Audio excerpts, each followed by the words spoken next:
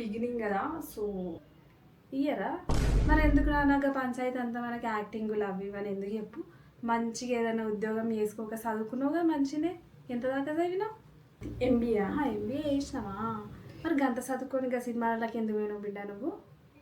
మంచి మంచి ఉన్నోళ్ళే సినిమాలని యాక్టింగ్లని అవని ఇవని మళ్ళీ తిరిగి వెనకకు వస్తున్నారు. ఎందుకు చెప్పు మనకి అసలుకే రోజులు మంచిగా లేవు. ఆడపిల్లవి జాగ్రత్త ఉండాలి ఏడిపోయినా. పెద్దల్లుడు గీనే హైదరాబాద్లో ఎంఎన్సీ కంపెనీలో ఏంటో చేస్తాడట. నాకు కూడా తెలియదు కంపెనీ పేరు.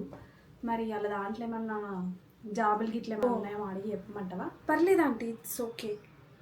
ఇక ఆడపిల్ల గిట్లా సినిమాలలో చేస్తుందంటే ఎవరు చేసుకుంటారు చెప్పి.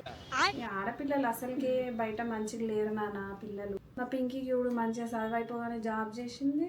మంచిగా అమెరికా సంబంధం రాగానే పెళ్లి చేసి పంపించేసినాం. ఇక రోజు వీడియో కాల్ చేస్తుంది.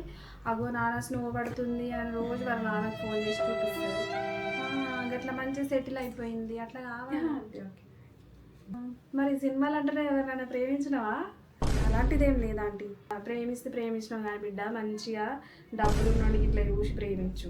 ఇక ఏం లేనోడిని ప్రేమించి వాడిని పెళ్లి చేసుకొని మనకేం లేదంటే ఏం లేనోడిని చేసుకొని మనమేం చేసుకోవద్దని చెప్పి చేసుకున్నందుకు ఏదన్నా మంచిగా ఉండాలి. అవునండి, కూడా నీ గురించి ఆలోచించే కదా బిడ్డ చెప్తాము. Okay aunty. సరే నాన్న, జాగ్రత్త.